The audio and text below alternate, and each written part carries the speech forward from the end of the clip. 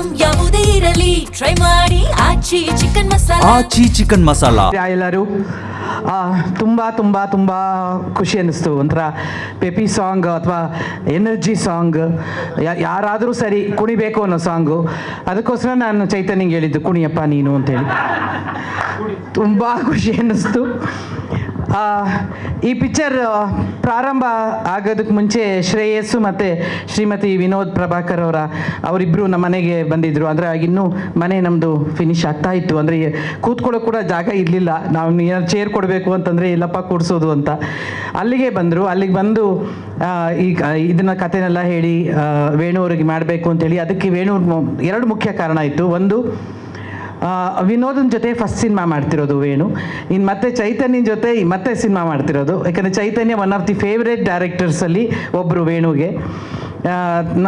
ಆ ಎರಡೂ ಕಾರಣದಿಂದ ಒಪ್ಕೊಂಡ್ವಿ. ಆವಾಗ ಪದ್ಮನ ಬಗ್ಗೆ ನಮ್ಗೆ ಗೊತ್ತೇ ಇರಲಿಲ್ಲ. ಪದ್ಮ ಬರೋದಕ್ಕೆ ಮುಂಚೆ ಶ್ರೇಯಸ್ಸಿಗೆ ಹೇಳಲೇಬೇಕು, ಒಳ್ಳೆ ಪ್ಯಾಷನ್ ಇರುವಂಥ ಒಬ್ಬ ಪ್ರೊಡ್ಯೂಸರ್, ಇಂಟ್ರೆಸ್ಟ್ ಇರುವಂಥ ಒಂದು ಪ್ರೊಡ್ಯೂಸರ್, ಸಿನಿಮಾ ಅಂತಂದರೆ ಒಬ್ಬ ಆಡಿಯನ್ಸ್ ಆಗಿ ಎಂಜಾಯ್ ಮಾಡುವಂಥ ಒಬ್ಬ ಪ್ರೊಡ್ಯೂಸರ್. ಈಗಲೂ ಕೂಡ ಹಾಡುಗಳೆಲ್ಲ ಬರ್ತಾ ಇದ್ರೆ ಅವ್ನು ವಿಸಿಲ್ ಹಾಕೊಂಡು ಕೂತಿದ್ದ ಹಿಂದೆ. ನೀನು ಡ್ಯಾನ್ಸ್ ಮಾಡ್ತಿದ್ರೆ ನಾನು ಅಂತಂದರೆ ಇವನು ಅಂತ ಅವ್ರ ಜೊತೆಗೆ ನನಗೆ. ಅಂದರೆ ವಿನೋದನ ನಿಜವಾದ ಅಭಿಮಾನಿಗಳಲ್ಲಿ ಶ್ರೇಯಸ್ಸು ಕೂಡ ಒಬ್ಬ. ಯಾಕೆಂದರೆ ನಿನ್ನ ಬಗ್ಗೆ ಎಷ್ಟು ಮಾತು ಕೇಳಿದ್ದೀನಿ ಅವನ ಬಾಯಲ್ಲಿ ಅಂದರೆ ವಿನೋದ, Vinod sir Vinod sir Vinod sir. ಅಂದರೆ ಲೇ ಹೀರೋ ನನಗೆ ಸ್ವಲ್ಪ ತಾನೇ ಗೊತ್ತು ಕಣೋ. ಅವ್ರ ಅಪ್ಪಾಜಿ ಜೊತೆ ನಾನು ಆ್ಯಕ್ಟ್ ಮಾಡಿದ್ದೀನಿ, ಅಷ್ಟು ಬಿಟ್ಟರೆ ವಿನೋದನ ಜೊತೆ ನಾನು ಯಾವ ಸಿನಿಮಾನೂ ಆ್ಯಕ್ಟ್ ಮಾಡಿಲ್ಲ ಇದುವರೆಗೂ.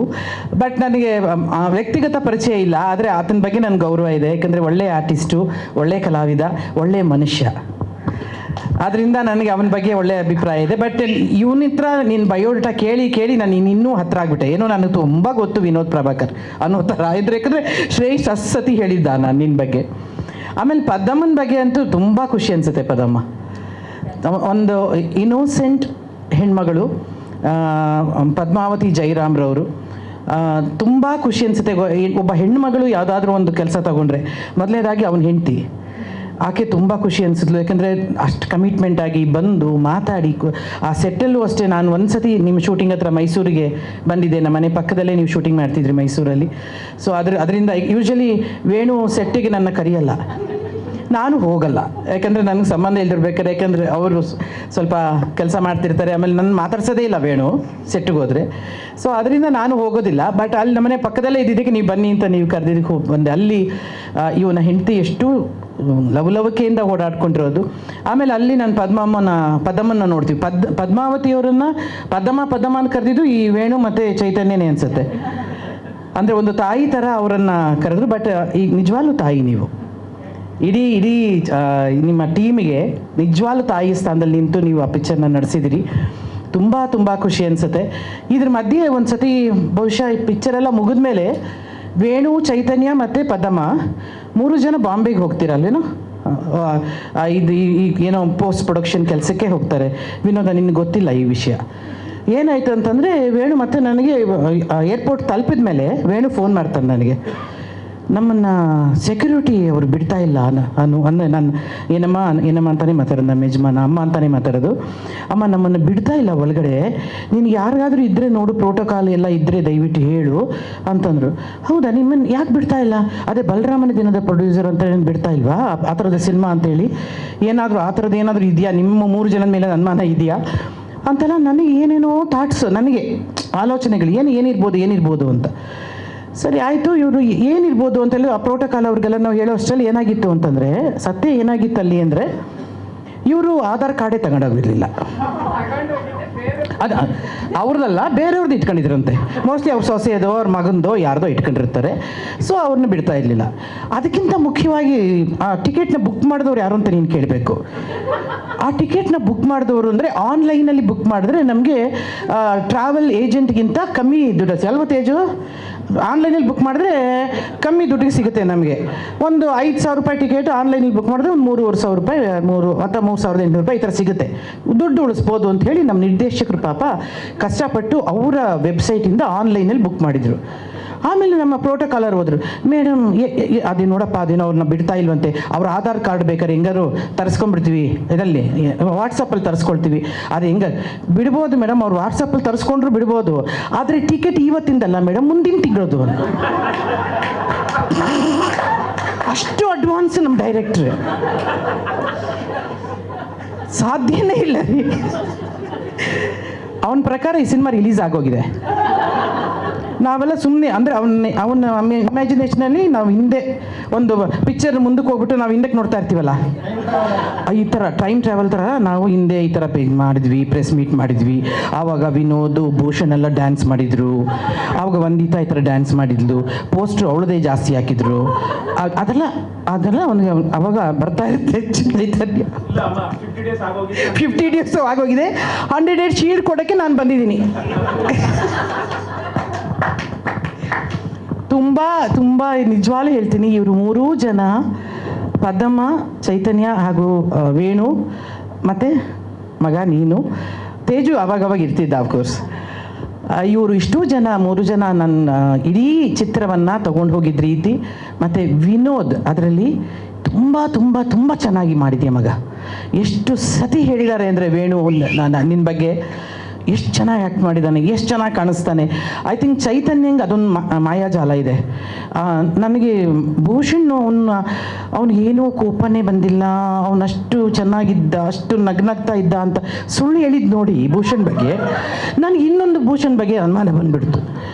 ಅಲ್ಲ, ಸಾಂಗ್ ಅಂತ ಅವ್ನು ಏನು ಮಾತಾಡಿಲ್ಲ ಮಗ, ಅದರಲ್ಲಿ ಮೈಕೆಲ್ಲ ಹೊಡೆದಾಕ್ಬಿಟ್ಟವನೇ ಕಣೋ, ಕೇಳೋ ಶೂಟಿಂಗಲ್ಲಿ ಅವನು ಕೋಪ ಬಂದರೆ ಇದೆಲ್ಲ ಕೆಂಪಗಾಗ್ಬಿಟ್ಟು ಈ ಮೈಕ್ ಇದ್ರೆ ಅದನ್ನ ತಂದ ಥಪಾರ್ ಅಂತ ಹೊಡೆದು, ಏನು ವಿನೋದ ಪಾಪ ಭೂಷಣ, ನಿನಗಿದೆಲ್ಲ ಗೊತ್ತಿಲ್ಲ ಮಗನೇ, ತುಂಬ ಅವನು BP ಎಲ್ಲ ಭಾಳ ಹೈಯಲ್ಲಿದೆ, ಏನೋ ಒಂದಿದ್ದನ್ನು ನೋಡಿ BP ತಣ್ಣಗಾಗಿರಬಹುದು, ಅದರಿಂದ ಆ ಸಾಂಗು ಆಗಿದ್ದೇ ಗೊತ್ತಿಲ್ಲ. ಪ್ರಿಯಾನಂದ್ ನನಗೆ ಆ ಹೆಣ್ಮಗಳದ್ದು ಗೊತ್ತೇ ಇಲ್ವೇ, ಅವ್ರು ಇದ್ದಾಗಲೇ ನಾನು ಜಾಸ್ತಿ ಬರಬೇಕಿತ್ತು ಶೂಟಿಂಗ್ಗೆ, ಬಂದಿದ್ರೆ ಡೈರೆಕ್ಟ್ರ್ ಹಿಂಗಿರ್ತಿದ್ದ ಅಂತ ನೋಡ್ತಿದ್ದೆ ನಾನು. ಬಟ್ ತುಂಬ ಖುಷಿ ಅನಿಸುತ್ತೆ, ಈ ಸಿನಿಮಾ ತುಂಬ ಚೆನ್ನಾಗಿ ಬಂದಿದೆ ರೀ, ಎಲ್ಲರ ಬಾಯಲ್ಲೂ ಕೂಡ. ಎಲ್ಲೋ ಅಲ್ಲಿ ಹರಿ ಅವನು ತುಂಬ ಚೆನ್ನಾಗಿ ಎಡಿಟ್ ಮಾಡಿದ್ದಾನೆ, ಬಾರು ಇಲ್ವಾ ಕೂತ್ಕೊಮ್ಮ, ಎಡಿಟರ್ ನಮ್ಮ ಹರಿ ತುಂಬ ಚೆನ್ನಾಗಿ, ಅಂದರೆ ಅಲ್ಲಿ ಬಾಂಬೆಲಿ DI ಮಾಡೋಕ್ಕೆ ಹೋಗಿದ್ದಾರೆ ವೇಣುವರು, ಇವತ್ತು ಸಂಜೆ ಇಲ್ಲಿ ಬೆಂಗಳೂರಿಗೆ ಬರ್ತಾ ಇದ್ದಾರೆ. ಎಲ್ಲರ ಬಾಯಲ್ಲೂ ಒಂದೇ ವಿಚಾರ, ಈ ಪಿಕ್ಚರ್ ಕ್ಲಾಸಿಕ್ ಆಗಿ ಬಂದಿದೆ, ತುಂಬ ಚೆನ್ನಾಗಿ ಬಂದಿದೆ, ತುಂಬ ಚೆನ್ನಾಗಿದೆ ಅಂತ ಹೇಳಿ. ನನಗಂತೂ ಎಷ್ಟು ಕ್ಯೂರಿಯಾಸಿಟಿ ಬೆಳೆಸಿದೆ ಅಂದರೆ ಫಸ್ಟ್ ನೋಡ್ಬಿಡ್ಬೇಕು ಈ ಪಿಕ್ಚರ್ನ ಅಂತ ಹೇಳಿ. ಆಮೇಲೆ ಈ ಚಿತ್ರದ ಸಂಗೀತ ನಿರ್ದೇಶಕರು ನಮ್ಮ ಪ್ರವೀಣಿಗೆ ನಾನು 3-4 ಸತಿ ಹೇಳಿದ್ದೀನಿ, ಚೈತನ್ಯಂಗೂ ಹೇಳಿದ್ದೀನಿ. ಭಾರತ ದೇಶದಲ್ಲಿ ಅತ್ಯಂತ ದುಬಾರಿ ಸಂಗೀತ ನಿರ್ದೇಶಕರು ಯಾರಾದರೂ ಇದ್ದರೆ ಅದು ಸಂತೋಷ್ ನಾರಾಯಣ್ರವರು. ಅತ್ಯಂತ ಬ್ಯುಸಿ, ಅತ್ಯಂತ ದುಬಾರಿ. ಇವಾಗ ಅಂದರೆ ಕೈಗೆ ಎಟಕದಾಬೋದು ಸಂಗೀತ ನಿರ್ದೇಶಕರು ಅಂತ ನಿರ್ಮಾಪಕರಿಗೆ ಈಗಾಗಲೇ ಅರ್ಥ ಆಗಿದೆ ಅವರಿಗೆ. ಆದ್ದರಿಂದ ಅಂಥ ಸಂಗೀತ ನಿರ್ದೇಶಕರನ್ನು ಕನ್ನಡಕ್ಕೆ ಕರ್ಕೊಂಡು ಬಂದು ಪರಿಚಯ ಮಾಡಿ ಅವರ ಕೈಯಲ್ಲಿ ಒಂದು ರೀತಿಯಾದ ಬೀಚ್ ಸಾಂಗ್ಸನ್ನೆಲ್ಲ ಹಾಕಿಸಿ ಆ ಮ್ಯೂಸಿಕ್ನ ಮಾಡಿಸಿರೋದು ಕೂಡ ಶ್ರೇಯಸ್, ಅದು ನಿನಗೆ ಸಲ್ಲಬೇಕು, ನಿನಗೆ ವಿನೋದನಿಗೆ. ಯಾಕಂದರೆ ನೀವಿಬ್ಬರೇ ಡಿಸೈಡ್ ಮಾಡಿದ್ದಂತೆ ಇವರೇ ಬೇಕಂತ ಹೇಳಿ. ಕಂಗ್ರ್ಯಾಚುಲೇಷನ್ಸ್. ಅಲ್ಲ, ಅದು ಅರ್ಥ ಆಗಿರುತ್ತೆ ಪಾಪ. ಯಾಕೆ ಸಿನಿಮಾ ಲೇಟು ಅಂತಂದರೆ ಪ್ರೊಡ್ಯೂಸರ್ ಹೇಳ್ಬೋದು ಅದಲ್ಲ, ಬಟ್ ಆದರೂ ಕೂಡ ನಿಜವಾಗ್ಲೂ ಹೇಳ್ತೀನಿ, ಪ್ರತಿಭಾವಂತ ಸಂಗೀತ ನಿರ್ದೇಶಕ, ಅದ್ರ ಬಗ್ಗೆ ಡೌಟೇ ಇಲ್ಲ. ಇಲ್ಲಾಂದರೆ ಸುಮ್ಮನೆ ಇಂಡಿಯಾದಲ್ಲಿ ನಂಬರ್ 1 ಸಂಗೀತ ನಿರ್ದೇಶಕ ಆಗಕ್ಕೆ ಸಾಧ್ಯನೇ ಇಲ್ಲ. That's a part of the cinema journey. ಅಂದರೆ ಇದೆಲ್ಲವೂ ಆಗಬೇಕು, ಹಿಂಗೆಲ್ಲ ಆದ್ರೇ ಆ ಸಿನಿಮಾ ಜರ್ನಿನ ನಾವು ಎಂಜಾಯ್ ಮಾಡ್ಲಿಕ್ಕೆ ಸಾಧ್ಯ. ಮಗುವನ್ನ ಹೇಗೆ 1 ತಿಂಗಳು ಹೆತ್ತಿದ ಮೇಲೆ ನಾವು ಕನ್ಸೀವ್ ಅಂತ ಆದಮೇಲೆ ಅಲ್ಲಿಂದ ಶುರುವಾಗುತ್ತೆ, ಮಗು ಹೆರಿಗೆ ಆಗಿ ಮಗು ಹೊರಗಡೆ ಭೂಮಿ ಮೇಲೆ ಬರೋ ತನಕ ಅದೊಂದು that's a journey of the cinema, that is the cinema style. ಆಮೇಲೆ ತುಂಬ ಥ್ಯಾಂಕ್ಸ್. ಅದಕ್ಕೆ ಅವರು ಸಂತೋಷ್ ನಾರಾಯಣ್ ಅಂತ ಒಬ್ಬ ಸಂಗೀತ ನಿರ್ದೇಶಕರು ವೇಣು ಬಗ್ಗೆ ತುಂಬ ಅತ್ಯಂತ ಮೆಚ್ಚಿಕೊಂಡು ಮಾತನಾಡಿದ್ದು, ಮತ್ತು ಅವರ ಶ್ರೀಮತಿ ಮೀನಾಕ್ಷಿರವರು ಕೂಡ ತುಂಬ ಮೆಚ್ಚಿಕೊಂಡು ಮಾತಾಡಿದ್ದು. ನಾನು ಸಂಗೀತ ನಿರ್ದೇಶನ ಮಾಡಿದ ಸಿನಿಮಾಗಳಲ್ಲಿ ಕೆಲವೇ ಸಿನಿಮಾಗಳು ನನ್ನ ಹೃದಯಕ್ಕೆ ಮನಸ್ಸಿಗೆ ಹತ್ತಿರವಾಗಿರೋದು, ಕ್ಲಾಸಿಕ್ ಅನಿಸೋದು. ಅದರಲ್ಲಿ ಒಂದು ಬಲರಾಮನ ದಿನಗಳು ಅಂತ ಹೇಳಿದ್ದು. ಅದು that is a biggest statement from the ಸಂಗೀತ ನಿರ್ದೇಶಕರು. ಆಮೇಲೆ ಟಿ ಸೀರೀಸ್ ಅವರು ಸುಮ್ಮನೆ ಬಂದು ಯಾವುದೋ ಒಂದು ಪಿಕ್ಚರ್ ರಿಲೀಸ್ ಆಗ್ತಿದೆ ಅಂತೇಳಿ ಹಾಡ್ಕೊಂಡು ತೊಗೊಂಡು ಹೋಗುವಂಥವ್ರಲ್ಲ. ಅಂಥವರು ಬಂದು ಈ ಸಿನಿಮಾಕ್ಕೆ ರೈಟ್ಸ್ ತೊಗೊಂಡೋಗಿದ್ದಾರೆ, ಮ್ಯೂಸಿಕ್ ರೈಟ್ಸ್ ಅಂತಂದರೆ again Paddamma, it's a great strength ನಿಮಗೆ. ಆಮೇಲೆ ಇಡೀ ಕಲಾವಿದರ ತಂಡ ರೀ ತುಂಬ ಚೆನ್ನಾಗಿ ಮಾಡಿದ್ದಾರೆ. ಅದರಲ್ಲಿ ಮೊದಲಿಗ ಅಫ್ಕೋರ್ಸ್ ನಾಯಕ ವಿನೋದ್, ಅದಾದಮೇಲೆ ನಮ್ಮ ವಿನಯ ಆಗಲಿ, ಪ್ರಿಯಾ ಆನಂದ್ ಅವರಾಗಲಿ, ಅಥವಾ ಆ ದಿನಗಳಲ್ಲೂ ಮಾಡಿದ್ದ ಎಲ್ಲ ಕ್ಯಾರೆಕ್ಟರ್ಗಳಾಗಲಿ, ಇವರೆಲ್ಲರೂ ಕೂಡ ಒಂಥರ ಔಟ್ಸ್ಟ್ಯಾಂಡಿಂಗ್ ಆಗಿ ಬಂದು ನಿಂತ್ಕೊಳ್ತಾರೆ. ಆಮೇಲೆ ನನ್ನ ಒಂದಿದ್ದನ ಬಗ್ಗೆ ಹೇಳಲೇಬೇಕು, ನನ್ನ ಜೊತೆ ಆ ಹುಡುಗಿ ಲಕ್ಷ್ಮೀಪುತ್ರದಲ್ಲಿ ಭಾಳ ಗ್ಲಾಮರಸ್ ರೋಲಲ್ಲಿ ಪಾತ್ರ ಮಾಡಿದ್ದು. ಈ ಹುಡುಗಿ ಡ್ರೆಸ್ ಈಗ ಹಾಕೊಂಡು ಬಂದಾಗಲೇ ರಿಯಲಲ್ಲಿ ಎಷ್ಟು ಚೆನ್ನಾಗಿ ಕಾಣಿಸ್ತೀಯ ನೀನು, ಅದರಲ್ಲಿ ಅದು ನಾನು ಅವಳನ್ನು ಗ್ಲಾಮರಸ್ ನೋಡಿ ನನಗೆ ಅದೊಂಥರ ರೂಢಿ ಆಗಿಬಿಟ್ಟಿತ್ತು. ಅದರಲ್ಲೂ ತುಂಬ ಮುದ್ದಾಗಿ ಪಾತ್ರ ಮಾಡಿದ್ದಾಳೆ. ಇದರಲ್ಲಿ ತುಂಬ ಚೆನ್ನಾಗಿ ಡ್ಯಾನ್ಸ್ ಮಾಡಿದೆಯಮ್ಮ. Bhushan, once again you are a wonderful dance director. ಯಾವತ್ತೂ ಸಿನಿಮಾ ಅನ್ನೋದು ಒಬ್ಬ ಲೈಟ್ ಮ್ಯಾನಿಂದ ಹಿಡಿದು ಎಲ್ಲರೂ ಬೇಕು ಮಗನೇ, ನನ್ನನ್ನು ಮರ್ತೋಗ್ತಾರೆ, ನಾನು ಇದು ಮಾಡ್ತಾರೆ ಖಂಡಿತ ಇಲ್ಲ. ಸಿನಿಮಾ ಯಾರನ್ನೂ ತಳ್ಳೋದಿಲ್ಲ, ಯಾಕಂದರೆ ಎಲ್ಲರೂ ನಿಲ್ತಾರೆ, ಅವ್ರವ್ರ ಕೆಲಸದಲ್ಲಿ ಅವ್ರು ನಿಲ್ತಾರೆ. ಎಷ್ಟು ಚೆನ್ನಾಗಿ ಮಾಡಿದ್ಯಾ ಇದು ಸಾಂಗ್, ಇದು ತುಂಬ ಖುಷಿ ಅನಿಸುತ್ತೆ. And all the best. ಈ ಪಿಕ್ಚರು ಇದೇ ತಿಂಗಳು 26ನೇ ತಾರೀಕು ರಿಲೀಸ್ ಆಗ್ತಿದೆ, ಜೂನ್. ಎಲ್ಲರೂ ನೋಡಿ ಈ ಪಿಕ್ಚರನ್ನು. ಖಂಡಿತವಾಗ್ಲೂ ಇದು ದೊಡ್ಡ ಚರಿತ್ರೆ ಸೃಷ್ಟಿ ಮಾಡೋದ್ರಲ್ಲಿ ಸಂದೇಹನೇ ಇಲ್ಲ. ಈ ನಮ್ಮ ಚೈತನ್ಯ, ನೀನು ನೆಕ್ಸ್ಟ್ ಪಿಕ್ಚರ್ ಮಾಡೋಕ್ಕಂತ 100 days ಫಂಕ್ಷನ್ ಎಲ್ಲ ಮಾಡೋಣ, ಇದೇ ವರ್ಷ ಮಾಡೋಣ. 100 days ಫಂಕ್ಷನ್ ಎಲ್ಲ ಮಾಡಿ ಮತ್ತೆ ಅವ್ರನ್ನ ನೆಕ್ಸ್ಟ್ ಪಿಕ್ಚರ್ಗೆ ಕೊಂಡೊಯ್ಯೋಣ. But all the best and congratulations ಇಡೀ ಟೀಮ್ಗೆ. We love you Paddamma. Guarantee news, ಸುದ್ದಿ ಖಚಿತ, ನ್ಯಾಯ ನಿಶ್ಚಿತ.